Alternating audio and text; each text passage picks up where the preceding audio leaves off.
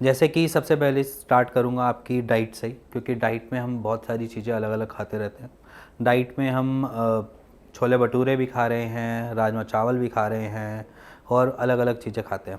क्योंकि अब तक आप स्टेरॉयड ले रहे थे कि वो इम्यून सप्रेसेंट की तरह काम कर रहा था, बट जब आप इन डाइट को बिना इम्यून सप्रेसेंट के साथ लोगे तो वो इतनी जल्दी एग्रावेट करेगा कि आपको समझ नहीं आएगा कि कहाँ कहाँ से स्पॉट्स पड़ रहे हैं।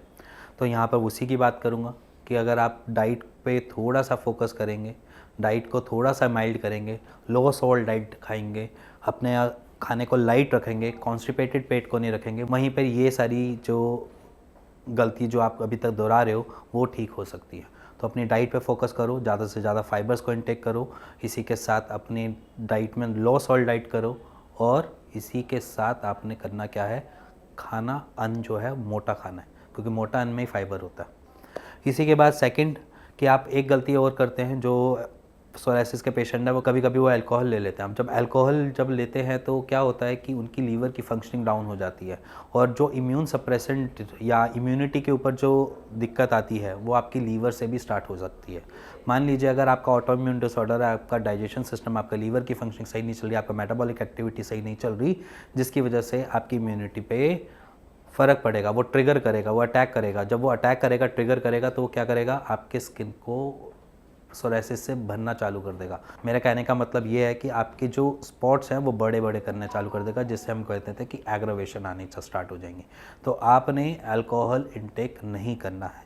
थर्ड, जो अगर आप सोराइसिस के पेशेंट हैं तो हम बेसिकली क्या करते हैं, अपने जो टॉक्सिन्स वाले स्वेट, एक तरीके से हमें हमारे सबको स्वेटिंग होती है, जैसे सोराइसिस के पेशेंट को भी स्वेटिंग होती है, तो उसमें एक सबसे बेस्ट चीज़ होती है कि उस जहाँ पर भी आपको सोराइसिस के स्पॉट्स पड़े हुए हैं उसको क्लीनिंग करना होता है।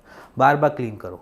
वो इसलिए करो क्योंकि जितनी बारी भी आप स्वेट आउट करोगे या स्वेटिंग होगी तो वो टॉक्सिन्स इकट्ठे होंगे, जिसकी वजह से आपको इचिंग होगी, और इचिंग होगी तो वो आपको दिक्कत देगा। तो वहाँ पर करना क्या है, अपने उन स्पॉट्स को क्लियर आउट करते रहो, टाइमली उसको साफ़ करते रहो। थोड़ी थोड़ी देर में जब आपको लग रहा है कि स्वेटिंग हो रही है तो थोड़ा सा क्लियर कर दिया, जिससे आपको इचिंग नहीं होगी, और इचिंग से आपको बाद में बढ़ेगा नहीं, कोई जख्म नहीं बनेंगे, कोई दिक्कत नहीं आएगी। तो वहाँ पर आप ये गलतियाँ मत दोहराओ कि आपने छोड़ दिया, सुबह नहा कर आए हो तो नहाया तो हूँ तो क्या दिक्कत है, ये गलतियाँ मत दोहराओ। फोर्थ बेसिकली पेशेंट्स जो होते हैं सोराइसिस के पेशेंट्स, वो अब तक इम्यून सप्रेसेंट की तरह ही ले रहे होते हैं, क्योंकि मोस्टली पेशेंट्स हम देखते हैं कि वो मेथोट्रेक्सेट ले रहे होते हैं या वो साइक्लोस्पोरिन ले रहे होते हैं, ये सारी वो टैबलेट्स ले रहे होते हैं। बट उसके साथ उनके साथ ना एक दिक्कत होती है, वो आज नहीं तो कल उनके लीवर पे इफेक्ट डालना चालू कर देता है। कभी कभार कुछ पेशेंट्स ऐसे भी आते हैं जिनको डॉक्टर्स ने ही मना कर देते हैं कि अब हमसे मेडिसिन नहीं दी जाएगी। क्यों? क्योंकि उनकी LFT की रिपोर्ट और उनकी KFT की रिपोर्ट उनको इजाज़त ही नहीं दे रही होती कि उनको और स्टेरॉइड्स दिए जाए। तो वहाँ पर उस केस में मैं बात करूँगा कि अगर आप अभी तक स्टेरॉइड पे ले रहे हो या अभी तक आप कंटिन्यू रख रहे हो, तो आप एक बारी रूटीन चेकअप में अपने LFT और KFT करवाते रहिए, क्योंकि बाद में जाकर हम एक डिसऑर्डर के बदले डबल ट्रिपल डिसऑर्डर्स के अंदर ना एंटर कर जाए।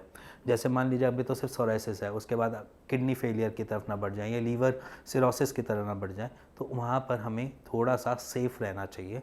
तो ये उनके लिए जो अभी तक कंज्यूम कर रहे हैं स्टेरॉइड्स, तो अपना क्वार्टरली या 6 मंथ्स पे या हाफ ईयरली अपने टेस्ट जरूर करवाएं, LFT के और KFT के, जिससे आपको पता चले कि एक्चुअली वो कोई दिक्कत तो नहीं दे रहा, इसी के लिए। अब फिफ्थ जो है वो है बेसिकली हमारी बॉडी का स्ट्रेस, क्योंकि सोराइसिस के पेशेंट सोचते बहुत है और उस चीज़ को छुपाने के लिए वो बहुत बहुत हरकंडे अपनाते रहते हैं। कभी उनको पैच आम पे आया तो उन्होंने पूरी फुल स्लीव्स की शर्ट डालनी स्टार्ट कर दी, ये सारी चीज़ें वो करते रहते हैं, और इसी के साथ वो स्ट्रेस बहुत लेते हैं। स्ट्रेस इस चीज़ का कि सोराइसिस जा नहीं रहा, ठीक नहीं रहा, सीजनल चेंज हो रहा है, फिर बढ़ जाएगा, फिर दिक्कत आ जाएगी।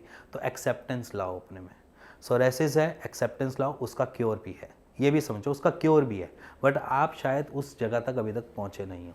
मैं ये नहीं कहता we are right person for treat that, आप उसको कहीं और से भी ठीक करवा सकते हैं। कहीं आप आयुर्वेद पैथी लो या होम्योपैथी लो, दोनों तरफ जा सकते हैं, आपके पास दोनों डाइवर्जन है। बट अगर आप स्टेरॉइड की तरफ ही स्टिक रहोगे तो वो मे बी शायद आपको आगे जाकर दिक्कत दे देगा। और इसी के साथ जो स्ट्रेस है वो भी आपको एग्रावेट करता है। अब स्ट्रेस कैसे एग्रावेट करता है?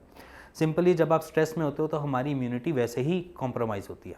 नॉर्मली जो पेशेंट्स ज़्यादा सोचते हैं, जो पेशेंट अपने दिमाग को ज़्यादा डिप्रेसिव या नेगेटिव थॉट्स की तरफ लेके जाते हैं, जैसे कुछ पेशेंट्स हमारे पास आते थे, कहते थे कि मैं शादी कैसे करूँगी, मेरे को सोरासिस है और ऐसी दिक्कत है, मतलब इतना उनके माइंड में इतना सब कुछ चल रहा होता था अपने सोरासिस के लिए कि जैसे उनकी लाइफ ही एक तरीके से एंड पे खड़ी है।